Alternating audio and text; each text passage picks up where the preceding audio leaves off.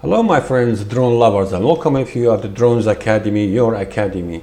Now the academy will have three sections: the design section, the innovation section, and the building section. Now we are at the design section, and this is the first episode of this section. Now as you might know, drones have come to every part of our life. We can find them everywhere, of every type, of every usages.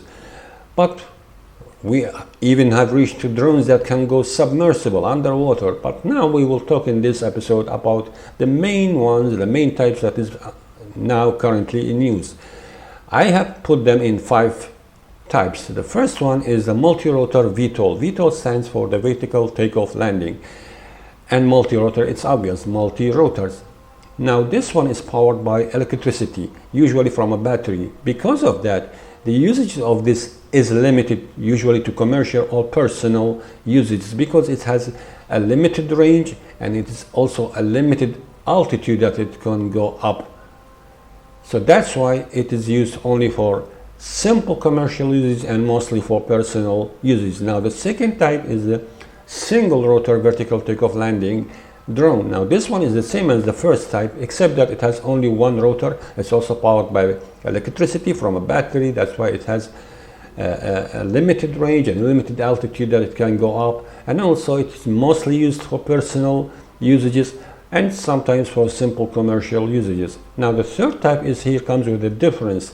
Now the difference is that it uses a fixed wing multi-role. Fixed wing means obviously we have a wing now. We are not going takeoff and landing vertically. This is a fixed wing, means we need a road, we need an airport, we need a tarmac, we need something where we can roll over this our drone so it can fly out. The second difference is that the engine is now bigger. Could be electrical, could be even a petrol engine, but the thing is that it's bigger because it's heavier. Now we are dealing with a bigger drone, and same as with the rotors that can propel this bigger drone. So that's why this drone is now can be used for commercial, mainly for commercial uses, or as well as for military usages. Now the fourth type is also a single or a fixed wing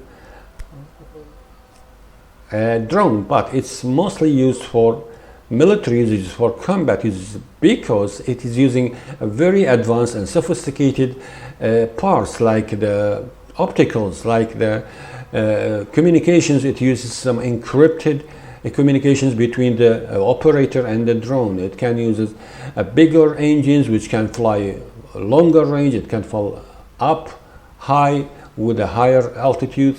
So this is the fourth type. Now the fifth type is the most advanced one, which is also a fixed wing, as we can see, but it uses a jet propulsion engine to propel this drone. And sometimes we also use a very sophisticated stealth technology with these drones. Now obviously if you put all this technology, if you put all this advanced technology, then these drones will be used only for the military purposes, for the combat purposes. It's very obvious.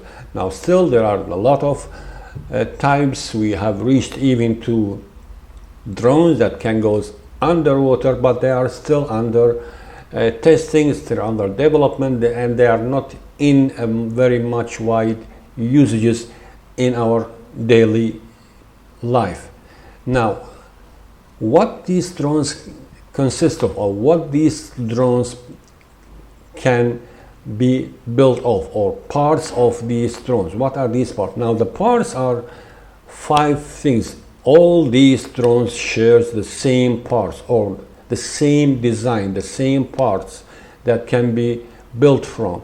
These parts are the body, the frame as we rephrase it, the engine and the rotors, the communications and the opticals and the guidance. These are the main design features for every drone that you can find out there in our life.